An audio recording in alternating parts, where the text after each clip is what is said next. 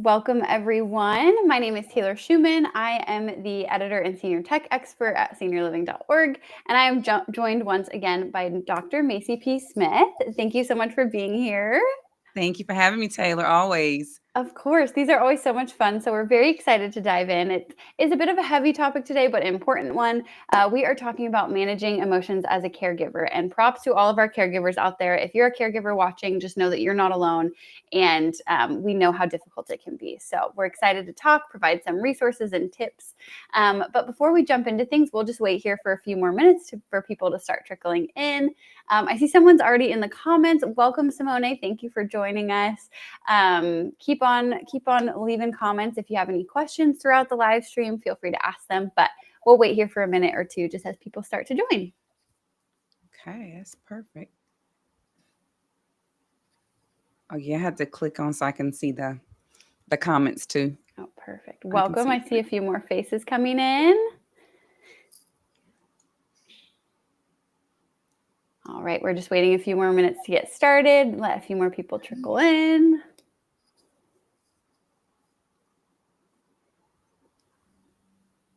If you are here with us, feel free to drop a hello in the chat. Oh, I see someone named MD says, hi, Dr. Macie and Taylor. Welcome. Thank you for joining us. See some familiar faces in the chat. So thank you to everyone who comes to these live streams. It's so awesome to have you guys, and you always have such awesome comments and questions. So thank you for joining. All right, I think we're going to go ahead and get started. As I said, my name is Taylor, and I work at SeniorLiving.Org, and I am joined by the amazing Dr. Macie P. Smith. So welcome, Dr. Macie, again. Thank you. Today our live stream is all about handling the emotions as a caregiver, which is a very important topic. So excited to jump into that. But before we do, I would love to give you guys a little bit of background on Dr. Macie. She is a best-selling author known for her work on dementia competent practices and family caregiving matters. Her real-world, unapologetic approach to practical caregiving has been published in national and international professional journals and syndicated news articles. She is a licensed gerontology social worker and an award-winning Alzheimer's and dementia educator with over 25 years of experience coordinating care for the aging and vulnerable populations. So thank you so much for being here. We are so thankful for your expertise at SeniorLiving.Org. Yeah, and your audience is always amazing. Like you said, they have great questions and great feedback. So it's always an enjoyable time to kind of pour in as much information as I can with your audience. So thank you. Yeah, of course. Thank you so much. And like Dr. Macie said, you guys always have amazing questions. So if at any point during this Q&A you want to drop a question in the chat, please feel free to do so. Even if it's unrelated to the topic, if it's anything you think you want to ask about Dr. Macie, she's here, I'm here. We would love to answer any questions, and we will get to them throughout the live stream. You'll just need to be signed into a YouTube account in order to ask questions. So just something to know. So yeah, we're going to go ahead and get started on talking about the emotional side of caregiving, because there's a lot of emotions to it. There's a lot of weight, there's a lot of joy, but there's also a lot of difficult things as well. It can bring a wide range of emotions. So I would love to know, Dr. Macie, what are some of the most common emotional challenges caregivers face, and why do you think they're so hard to talk about these emotions? Well, Taylor, I often talk about the 5 deadly caregiving emotions. And the reason why they're considered deadly caregiving emotions is because if you don't acknowledge them, you're not going to address them, right? Oh, I think your mic cut out, Dr. Macie. Sorry. Oh, no, that's okay. There you are. These emotions, if they're not addressed, they could weigh heavily on your psyche. It is considered mental health and mental wealth. Mental wellness, because we can't really separate mental health from medical health, because it's all medical, right? It's all overall health, because it will affect you. But I typically address guilt and grief together. So when we think about guilt, that guilt can come about and present in several different ways. The family member can feel guilt because either they don't feel that they're doing enough for their loved one, or they may feel guilty if they decide to put themselves first, which I preach all the time. You have to. There's no way you can be support to anyone else until you have ensured that your temple and your vessel that you're actually giving to them in order to guide them has to be healthy. Or you feel guilty because you, it's almost like survivor's guilt. Mm. Feel guilty because you're doing well and your loved one is not. It could be a spouse, it could be a sibling, again, it could be a parent. And then there's grief. Typically, you think about grief when you think about the death of someone, but grief is so much more than that. Grief is absolutely loss, and loss could take on the life of things such as loss of safety and security, loss of trust, loss of lifestyle, loss of independence, loss of living arrangements, loss of a home. And when we think about if you're caring for someone who's living with Alzheimer's or dementia, you may be dealing with anticipatory grief. So, Mm. because that person cognitively is no longer engaged the way they used to be, their thinking abilities have changed, their communication abilities have changed, things that they remember has also changed. So you don't see that person as you once did. That's no longer your mom because now you're parenting your parent. Mm. That's no longer your spouse because they no longer recognize who you are or the relationship. So you are grieving the loss of who you remember that person to be, but they're still absolutely there. And when we think about grief, there are typically 5 stages of grief. Usually denial, bargaining, depression, anger, and acceptance. You see them typically listed in that order: denial, bargaining, depression, anger, acceptance. But they don't oftentimes they don't go in that order. Mm. Depending on the type of loss you have, depending on what you're grieving, you may not experience denial or numbness, or you may not experience you may not experience bargaining, where you're saying, God, if you just allow this to happen, I'll go to church every Sunday, or I'll be a better person. You may not even experience that, but you may experience anger. You may experience acceptance. You may experience denial for a sense, and then it may start all over again. It depends on the person. Everybody is different, but some people may experience other things that may not be on the typical lines of the stages of grief. So that's grief, that's guilt.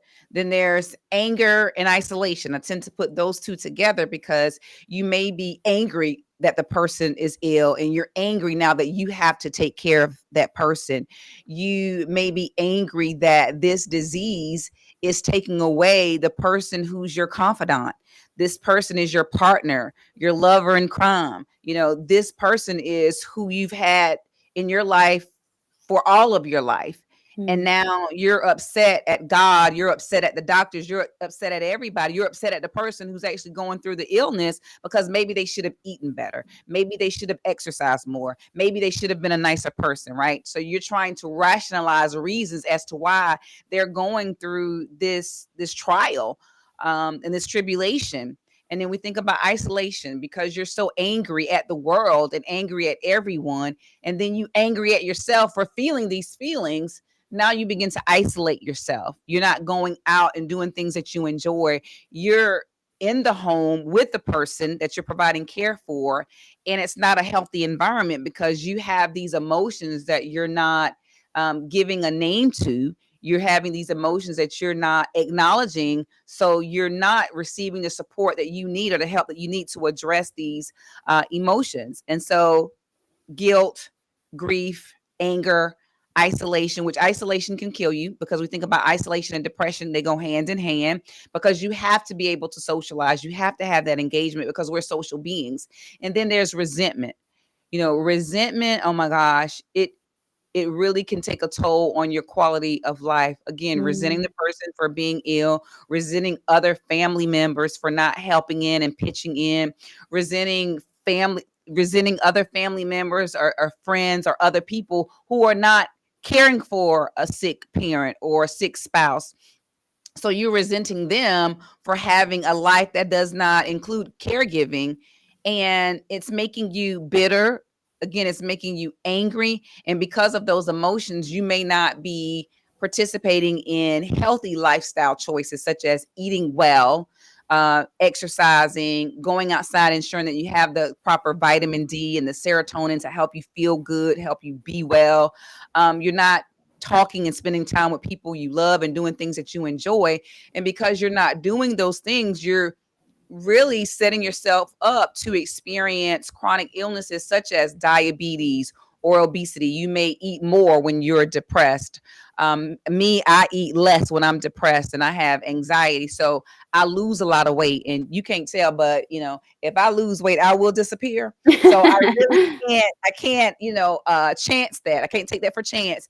And so you have to know yourself and know how you manage your grief, know how you manage your depression, and being able to, again, give it a name so that way you can identify supports and that you will be open to receiving help because you've acknowledged that, hey, I am dealing with these emotions. And I want to say it is okay to experience these emotions. You have to go through these emotions. If you don't and you bottle them up, then you're going to explode internally and externally. Internally, with those chronic illnesses that are going to fester because you're not taking care of yourself, you're going to explode externally on the person that you're providing care for. And then that could be a whole other situation that could probably be a whole other topic of discussion when we talk about abuse, neglect, and exploitation. Yeah, absolutely. So much to think about. And I like what you said about kind of being aware of how you grieve and how you react in those situations. I guess, what are some other daily simple practices caregivers can use to regulate emotions and stay grounded during difficult moments? Obviously, knowing yourself, but what are some other things that they can do? Yeah. So you got to, again, know what you're feeling. Number one. So I'm really big on journaling. It could be a manual journal where you actually write things down, or you could do it digitally because half the time I don't know what I'm writing. So I do it in my phone, in my notes. So that's my journal. And it helps me throughout my days. It helps me throughout certain situations that I'm going through. And so journaling absolutely would help family caregivers. And see, that way, the person wouldn't feel guilty about feeling their feels. A lot of times caregivers feel guilty about the way they feel because they think I shouldn't feel this way. This is my mom, this is my spouse, this is my partner, my family member. I'm supposed to love them. You do love them, but you're a person too. And you're grieving too. You're experiencing too, except, the person who's actually living with the chronic illness, their experience is different from yours. It's almost like secondary trauma. You're feeling their concerns, you're feeling their sufferings because you're close to them and you do care. So if you don't have these emotions, any of them at any given point in time, then I would question, do you really care about this person? But you have the right, and I have the expectation as a gerontologist that you're going to feel these things and you're going to go through these grieving processes at some point in time throughout your caregiving journey. And so journaling helps a lot because nobody is looking at it but you. You're putting it on paper so that way you can actually refer back to it, and really you can actually see your growth. Once you start to receive support and receive help, when you write it down, you see it. When you see it, it's real. And when it's real, you can absolutely begin to acknowledge and seek help and accept help when someone brings it to your attention. Sometimes our caregivers are very defensive when family members and loved ones say, hey, you look like you need some help. They take offense to that. What do you mean? So I look bad now? A lot of times, caregivers who are not taking care of themselves and putting their emotions in check, they wear it on their physical. Like we see it on your face, we see it in the way you dress, we see it in the tone of voice that you use. You become very pessimistic about things, not hopeful at all. And so you want to be sure that you get respite in there. You have to accept respite and you have to ask for respite. You have to ask for some support. That way someone can actually come in and sit with your loved one while you go. leave the house, get out into the sunlight, get out and get fresh air, listen to the birds chirp, practice mindfulness. It's so important that you go outside, even if it's for a moment. Take small breaks. If you can't get a respite provider in there or someone to watch your loved one, you want to be sure that they're occupied doing something safe, but they're occupied so that way you can take small breaks throughout the day. That's very important. And actually, go ahead and start scheduling outings that, again, if you can't get a sitter in there or a provider to sit with your loved one, create an activity or an outing that you can bring that person along. Maybe it's to go to the zoo. Maybe it's to ride around. They love to ride out. I don't care how old they get. They love to ride out with whatever illness they have. Watch movies. They have drive up movie. They've always had drive up movies, Taylor. I've never been to one, but they're becoming much more popular now. And so that may be something that you can do with your loved ones. But yeah, just go on the internet and search, outdoor activities to do with a senior or with an older adult. So that way you can plan outings for you and your loved one. It'll be great for them, but it would be wonderful for you because depending on how long the person has been a caregiver and whether or not they're still acknowledging themselves or seeing themselves as a whole person, because you're still who you are and who you were before you took on the role of caregiving, you still want to be able to identify the things that you enjoy doing and wrapping that into your day-to-day in some way, shape, or form while you're typing in and writing in the appointments that your loved ones has and when they should take their medications and when they should take their bath. Write in when it's time for you to get your nails done. Write in when it's time for you to go get a massage or to get your hair done. Or if you're a male caregiver, you go into the barbershop, having time to chalk it up with your homies. You know how they like to sit up under the tree and tell lies. I mean, write that into your schedule. Today is the day I go hang out with the fellas and tell lies, right? Because that's a part of who you are and what you enjoy. When caregivers put their needs, their well-being on the back burner, it will affect the level of care and the quality of care they provide to their loved one. Yeah, absolutely. It's so important to take care of yourself. I can't believe that you've never been to a drive-in movie. That's No, crazy. Taylor, you have? Yes. Oh my gosh. They're so Well, fun. that is embarrassing. Not at all. Not at all. I'm No, gonna have to find one then. Yeah, I bet it is. I mean, you can lounge and drink what you want, eat what you want, talk yes. through the movie if you want. Yes. I mean, that's such a great idea for seniors, especially those with dementia or maybe other health concerns, because like they're in a space they're comfortable with. You can bring, Yes, whatever they need. And I've that's never heard that exactly as an right. idea. I love that. Yeah, I mean, and nobody's gonna look at them strange. It's totally different from going to church. Mm, And they have an outburst at church, or they yeah. getting up and down at church, and they, eventually they start to say whatever is on their mind. They're uninhibited. At the drive-in movie theater, who cares? Yeah. They can do whatever they want. Whatever they want. And that is going to be very settling for the caregiver. Take a lot of stress and strain off them, because I know they try to ensure that their loved one is viewed as normal. They're not viewed as being different or having a disability. They want them viewed as the person, a whole person, like who they've always been. When you're at the movie theater, outdoor movie theater, ain't nobody judging you at all. Yeah. I love that. That's great. All right. So as we're talking to our older loved ones about doing these things, say going to a drive-in movie or just going for a walk or whatever it might be, are there any particular communication techniques or phrases that help maybe when emotions run high during conversations between caregivers and loved ones?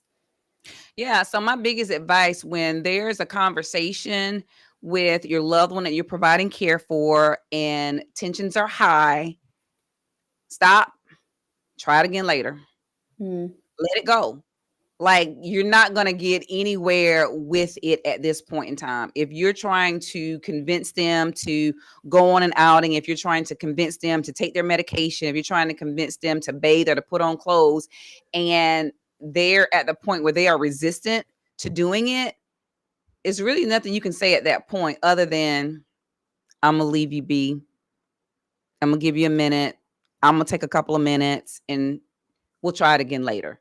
So the biggest piece there is to listen to them. simply because they need support or they need help or they need reassurance. They don't need you badgering them either. They don't need you forcing them. They don't need you constantly trying to convince them.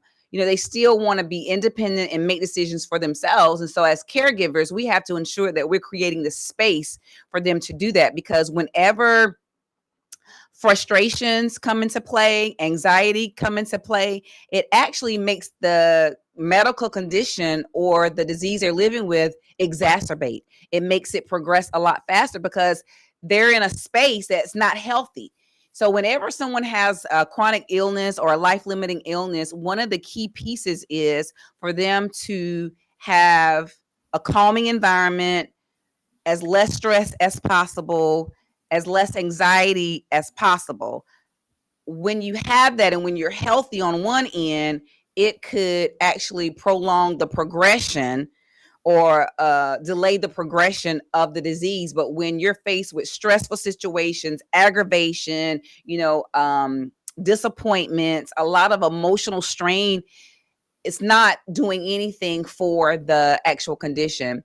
And I don't know if this may be a little off topic, but I want to say this to you. I don't know if you've ever heard of the Nun study. Mm-mm. So the Nun study was a study that was done some years ago.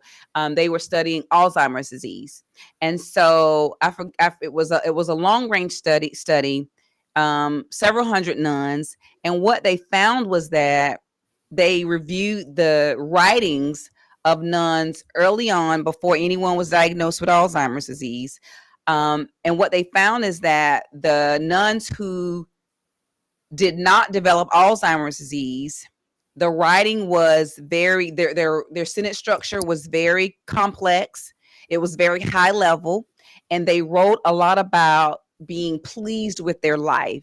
They wrote a lot about being hopeful, being comfortable, being happy, just being content with where they were and with who they were with and who they were.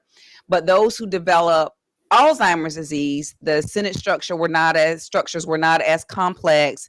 They wrote about, a lot of stress and strain and obstacles in their life. And so when I say, or when you hear us say, being happy really is a gateway to being healthy, that is so true. Um, because again, our emotions are drivers for our overall health. And I don't think we realize that enough. We separate two so much, and they should not be separated at all. You are one complete being, but you are multi-layered. And so with these multiple layers, you're building and creating this person, and that's who you are. So you can't compartmentalize my emotions over here and my health over here or my physical over here. It's all one. And so you have to treat it all together. If you're going to a doctor, if you're going to a medical doctor to get your physical checkup, you may have to go to your therapist to get a mental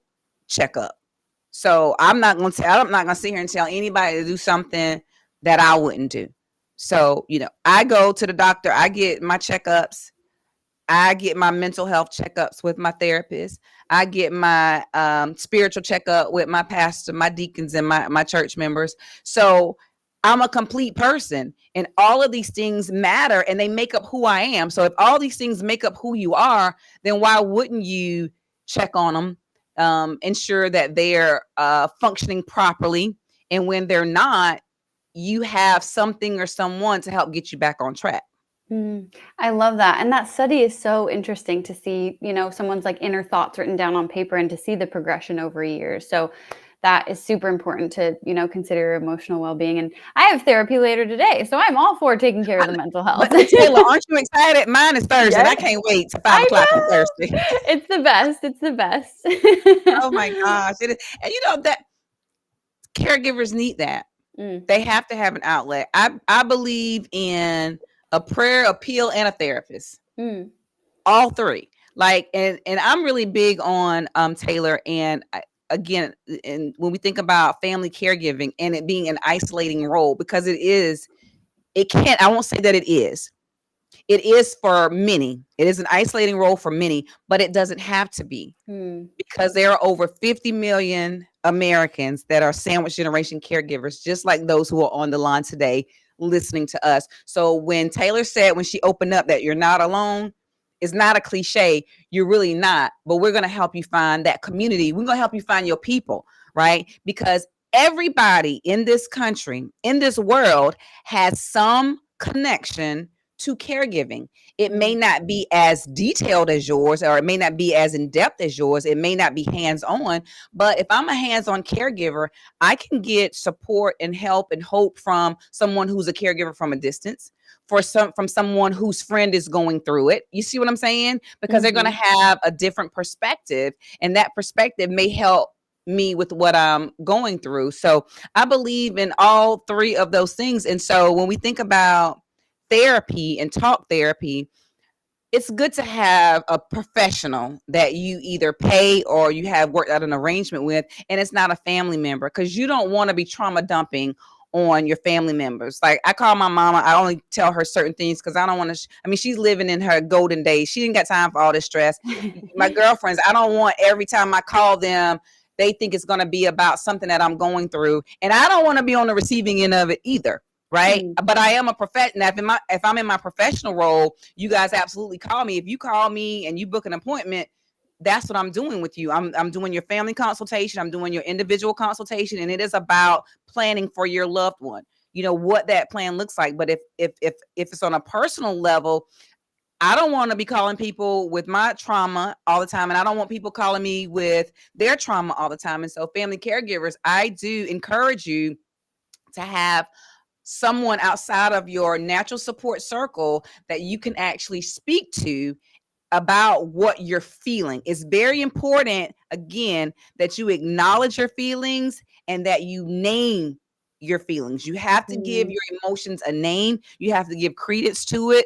You have to give life to it, because once you give life to it, then you can actually address it, treat it, and really put it into perspective. Doesn't mean that you're never going to feel these things, because you are, but you need to put it into perspective so that way you can manage it better. Yeah, I love that, the idea of giving it a name, because it's so easy to just sit in our emotions and just kind of let them overwhelm us. But if you make it a physical entity, you can manage it and move it and, you know, just deal with it in a way that you can't if you're just sitting in it. So I love that tip. Yeah. Okay, MD asks, or it's more of a comment, but she says, it's becoming increasingly harder to get my elderly mom out of the house who doesn't have dementia. It's definitely frustrating to convince her to leave. Do you have any insights or thoughts on that? Yeah. And, you know, there could be several reasons as to why she doesn't want to leave. And MD, I would encourage you to figure out what those reasons are. Once you figure out what those reasons are as to why she doesn't want to leave, then maybe you can address those reasons and she may feel more comfortable going out. And maybe she may be dealing with some pain. I don't know if she has arthritis. I don't know if she has difficulty walking. I don't know if it's cold in your car.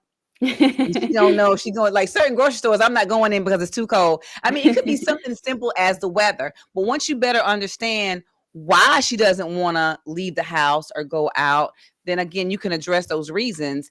And then at the end of the day, if her not going out does not affect her negatively, then let her be. Bring the support into the home, bring the engagement into the home. If she doesn't want to go out to a friend's house or to a family member's house, bring them over to her house. She might like the grandbabies, the nieces and nephews. So bring engagement to her so that way she can still feel fulfilled. But going out stresses her out for some reason. And so as you're having conversations with her, ask her, you know, Mom, what is it about going this place or that place that you don't like? Not trying to convince her that it's a good idea for her to go, because now that means you're not listening to her. You're not considering what's important to her. You're not even considering her feelings at this moment in time, and they still have the right to make their own choices, and they want to make their own choices. So that's what I would recommend. Figure out if there's a way that you can address the reasons that she doesn't want to leave the house. And if she just doesn't want to, then bring the socialization and the engagement and the companionship to her. Because sometimes, Taylor, it causes more problems when you're trying to force the person or convince the person to do something that you think is in their best interest, but they just don't want to do. And so because they don't want to do it, it contradicts the best interest, and it actually puts them up. They puts them at more at risk because of the anxiety, the frustration, the stress levels are increasing, and it could actually cause those conditions to become worse. I love that insight because it's so easy to think about what we would want to do for ourselves or the things we like to do. And there, like you said, there could be so many reasons. I hate going to the grocery store without like a puffy jacket on because it's cold. So yeah, Kayla, you are really, I don't think you're a Gen Z at all. I really think you're a Gen X. You're a Gen X borderline baby boomer because me and Kroger don't make it like at all. Like Kroger has good deals, but I would prefer to pay an extra $2 over here because it is so, I mean, the whole store is just cold for no reason. Yes. And I feel frustrated. So, and I'm not a senior. So just imagine a senior and you want to take mama to the grocery store. I'm not going today. I'm not going No. tomorrow. I'm not ever going because it's cold. Yes. And that's one of the perks when you're an older adult is you sometimes don't have to go because you have You loved ones don't. and caregivers who can do it for you. Exactly. Look, and you've earned the right to say no and tell who you want to do what. They're 80, Absolutely. 90, 100 years old. They have earned the right to dictate and to delegate. I love that. That's so great. Okay, I'd love to move on to talking a little bit about, maintaining boundaries and that self-care for caregivers, which I think are both obviously so important. Um, I think it can often feel impossible or really difficult for caregivers to set boundaries, especially if they're living with their loved one that they're caring for. What are some healthy ways to say no or to set those boundaries without feeling selfish or that sense of guilt that we've been talking about? Yeah, some people don't have no in their vocabulary, like at Mm, all. Some people have to really, I tell them to practice saying no in the mirror. But it's more than just saying no. You have to believe in the no that you're saying because mhm, it's nothing worse than you saying no and you backtracking and doing it anyway. They're not going to respect your boundaries because you have none. I will say everybody really cannot do it. They just can't. They mhm, need to be able to. So, self-assessment is very, very key. The person has to think introspectively about number one, their characteristic. If they're a type of person who loves to help people, they are a chronic caregiver or a habitual caregiver.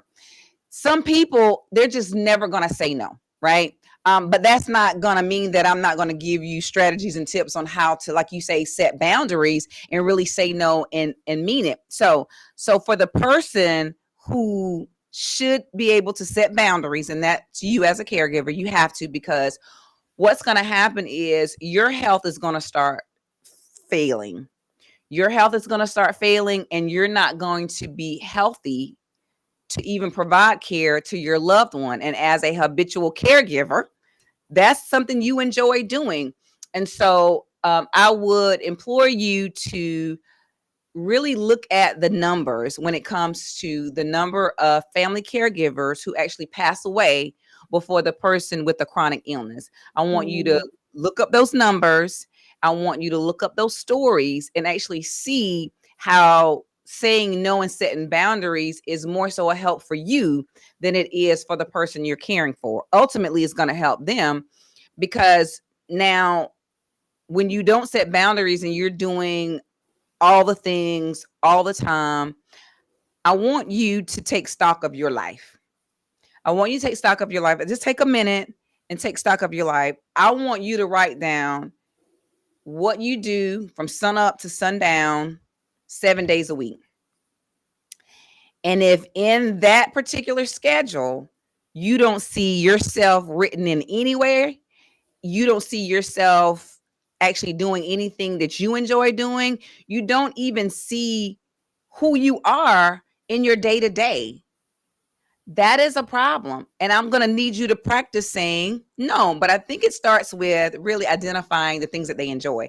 mhm. Because if they don't know what they enjoy doing, they don't feel like they're missing out on anything. They don't feel like they should have to say no. They feel like they're doing well. So, first, write down what you enjoy doing, right? And then see if what you enjoy doing is in your day to day. If it's not, then your life may not be as fulfilling as it could be, right? And then I want you to look at your number one, look to see the last time you had yourself a physical, your health physical. and what your numbers look like. Compare them from year to year to year. And if your health is failing, you better set some boundaries before you won't even be here to care for that person. So I can't tell you that it's easy to say no. It's easy for me to say no because I know who I am. I know what I enjoy doing, and I don't want to lose myself in Mm, someone else. I don't care if it's someone who I love dearly. I still cannot lose myself, because if you begin to lose yourself in your caregiving journey, then you are going to develop these daily caregiving emotions, the anger, the guilt, the resentment. Again, if you're not feeling any of these things at any given point in time, I'm worried about you, mm, because you can only, you know, shutter these emotions for so long. You are going to explode, and we want you to address them in a healthy way. We want you to avoid and reduce the risk of what we call the caregiver syndrome, which is compassion fatigue, which means you don't even have the compassion, you don't have the ability to be empathetic to the things that your loved one is going through, and that is a very dangerous place to be. mm. Yeah, absolutely. So considering all these things and managing our own mental health and emotions and all of those things as caregivers, when do you think it would be time for a caregiver to consider seeking professional help or counseling for that emotional support? when they when their emotions are to the point where they are irritable and angry, and there are no apparent triggers, when their physical appearance is fading, when they are not taking care of themselves physically. So, I mean, they may not be bathing. They used to come out with a full face of makeup on. The men are dressed to the nine. Now they don't care about how they come out of the house dressed. Now, I'm not talking about when you go to the cold grocery store. You can put on whatever you want to put on. You acknowledge that. When you're not doing things that you've always loved to do, when you're not coming outside, when you're not going places, when you're not engaging with other people, when you're not taking your own medication, when you're not going to your own doctor's appointments, when you feel like you have no hope, when you Mm, feel like you have no help, when you feel like you just not gonna make it, I need you to reach out for help. And what the help I mean tangible help, which means I need you to reach out to your area agency on aging and tell them to give you everything they got, because they offer it for free. Give you everything they got, and then I need for you to seek psychological help, and that's coming from either someone at your church, at your faith-based community, where you can get the professional help and you can get the spiritual help as well. But it has to be a third party. It has to be someone who is professionally trained in helping someone get through times, through their emotional times and emotional crisis. So you have tangible support that you know that you need for your loved one, but then you also have psychological support and emotional support for yourself that you absolutely have to have. You have to have the cognitive strength and the emotional fortitude to be able to provide care to someone 24/7, whether they live with you or not. If they're not in your presence, you're thinking about them. That is caregiving. So you got to be strong emotionally. And when I say strong, I don't mean that you're never going to break down, that you're never going to cry, that you're never going to feel weak, or you're never going to feel hopeless or helpless. You are going to feel those things throughout your journey, but they shouldn't stay.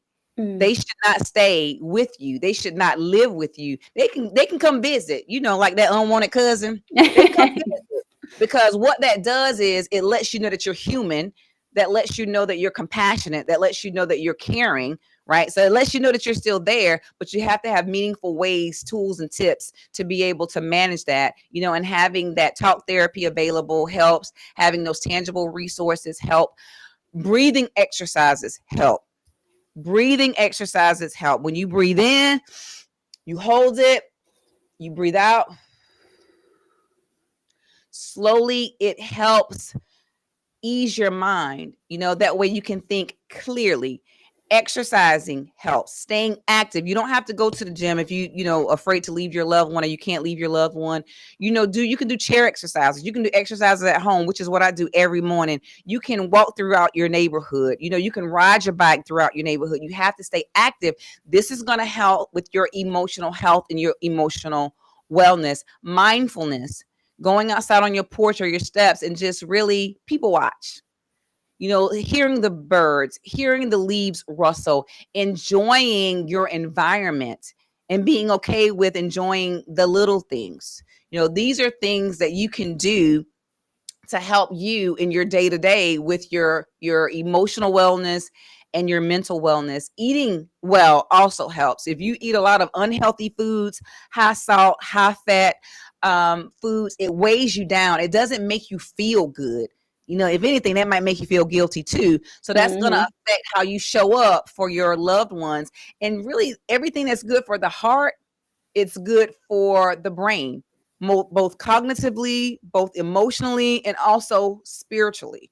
And you want to be sure that you're fed spiritually, whatever your religion is, or your higher power, wherever you seek that that support level from.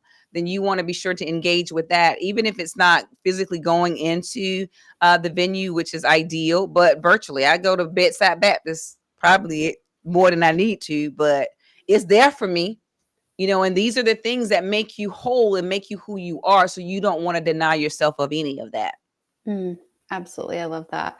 And as we're talking about, dealing with our own emotional health, from your experience, how does our emotional health impact the quality of care that we can give to our loved ones? When we think about our loved ones, and they're going to be, and I'm speaking to the older adults and our seniors, whether they have dementia or not, they still become very attuned to your nonverbal cues. Someone with dementia, they focusing on nothing you say, but they focusing on the way you look when you say it, your body language, the inflection in your voice. And so we got to be very careful with our older adult population because they never want to be a burden to anyone. You think about their in their adult life, they've been able to take control of their life. And many people, as they age, as we age, I have to include myself in that, we are all fearful of losing our independence. Because when we lose our independence, we're going to have to depend on other people. I'm so afraid to depend on other people. Taylor, have you ever had car trouble? Oh, yeah. And you went out to get in your car, to go to work, to go to the store, to go and hang out, and you have a flat tire. That is the worst. That is the worst feeling. Or your car won't crank. You immediately think in that split second, in that moment, what am I gonna do? You feel helpless at that moment, and then you start to strategize on who you can call. Right? That's only for a moment. As we get older and we begin to, lose certain abilities and need support with certain things, we don't, need to show them that they're a burden or that they're an obstacle in our life. So it's very important that we take stock of our nonverbal communication.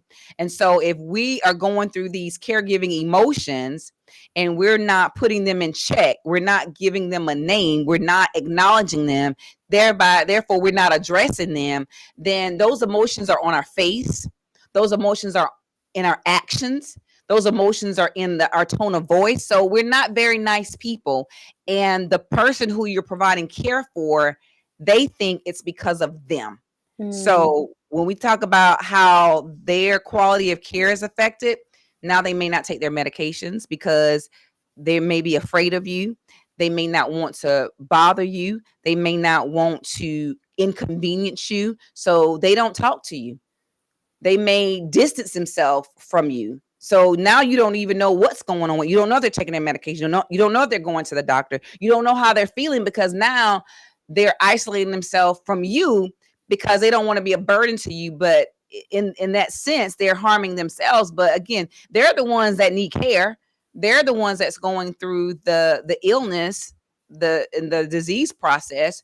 And so it's going to affect the type of service they receive. It's going to affect the quality of engagement they receive. The socialization piece is going to be frayed because they don't want to inconvenience you anymore. So that's going to affect the way you provide care, or even if you can provide care, because now they may not let you in physically. They might not let you in their house, or they may not let you into their life because you're showing them through your emotional behavior that you don't even want to be there to help them. So you definitely got to be very careful with that. It's definitely a sensitive area. But it starts and ends with the family caregiver actually giving themselves permission, number one, to feel these emotions, and number two, to name these emotions, and number three, to expect to get help and support for those emotions. You have to, and we're here to support you because, again, as a caregiver, you are going to go through it. We expect you to go through it, and we're going to support you through it as best as we can. Yeah, absolutely. I love your talking about, the nonverbal cues and the way you say things. I was thinking about my 4-year-old niece. She kept cheating at this game and we would play over and over and she kept cheating. And my tone kind of changed because I was frustrated. And she was like, Auntie Taylor, why does your voice sound like that? Right? Like, are you mad at me? Are you mad at me? Right. Exactly that way. And of course, we're not saying seniors are children. They're not, but they become very concrete, just like children, and how they process their environment and people. We are a part of their environment. Like Auntie's voice is not ever supposed to change. Auntie is never supposed to be upset. Like I would feel funny if I ever got upset with my niece or nephew. Like I wouldn't know how to do it. Yeah, exactly. But So you're it's exactly right. Yeah, so funny. And, a lot of times you probably won't even notice that your body language has changed until someone brings it to your attention. So that's why I'm telling caregivers, the person you're providing care for may not even say anything to you because they're afraid to. Not that they're physically afraid of you, but they don't want to burden you anymore. And so you have to be able to take stock of your emotional being and how you're showing up for other people. Yeah, absolutely. I didn't even notice that my tone had changed. And it's once you hear that, you can, like you said, take stock and change your actions, but your loved one might not say anything and they might be harboring a lot of guilt. So yeah, it's a very good correct. Point. We have another question. Simone asks, any tips for what to do if we have a breakdown in front of the senior that we're caring for? So it's going to happen because, again, you're human. And many times when that happens, allow them to love on you. Allow them to love on you. Reassure them that it's not because of them. Just let them know, hey, I'm just not having a good day. And you always make me feel good, right? Reassure them and comfort them that you're looking to them for support and comfort. Because people always want to be a blessing. People always want to be a comfort. People always want to be a help to other people, especially our seniors. So it's okay, Simone, if you break down in front of your loved one, but you just let that loved one know, I'm so sorry. I'm getting emotional. I'm just not having a good day, but you always make me feel better. That reassures them, that offers them comfort, and it offers them value and worthiness, right? It elevates them in a way that makes them feel valued and makes them feel important. And when people feel important, you know how you have people who think they big doing. I'm from the country. They big doing, they big shots. They walk a little taller, they talk a little taller. So it gives them self-confidence. The people we're caring for, the same thing. Always try to elevate them as much as you possibly can. Lay your head in their lap, let them love on you and let them rub on you.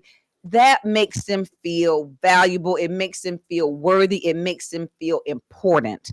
And when people feel that way, they live better. They live with a better quality of life because now they know somebody is dependent on me, and they're going to feel that more so through emotions and nonverbal cues, like the rubbing of the hand, laying the head, rubbing on their shoulders, giving them a hug, allowing them to hug you.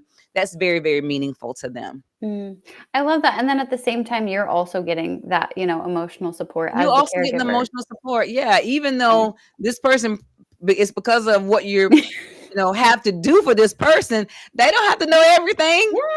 But you're right. You're getting the comfort that you need in that moment. And it's about the moments really more so than anything. Stop counting, the hours. Stop counting the days. Stop counting the weeks and the months because it all runs together. But focus on those moments. That's going to help you through your day. Yeah, I love that. And it really just kind of humanizes the feelings that you're going through in your experience, and remind yourself that your loved one is a loved one. You love them. You care about them.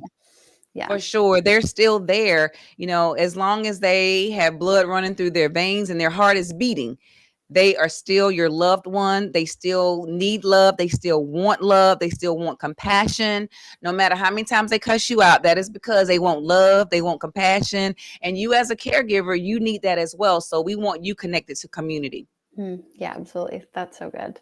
Well, I'd love to wrap up with just one last question. You've been in this field for 25 plus years.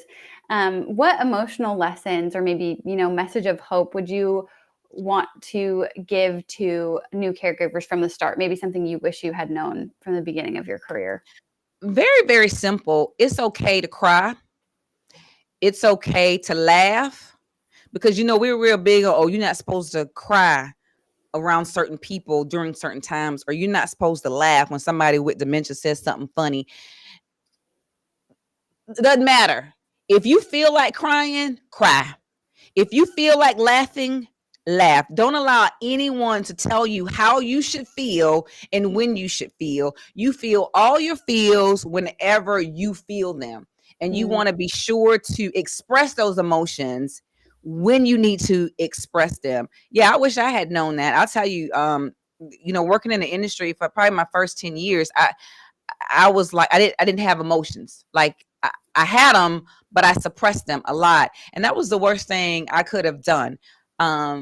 It didn't make me a stoic person, but it could have if I didn't acknowledge it soon enough. And so you want to be sure that you express whatever emotion you are dealing with at that time, express it at that time.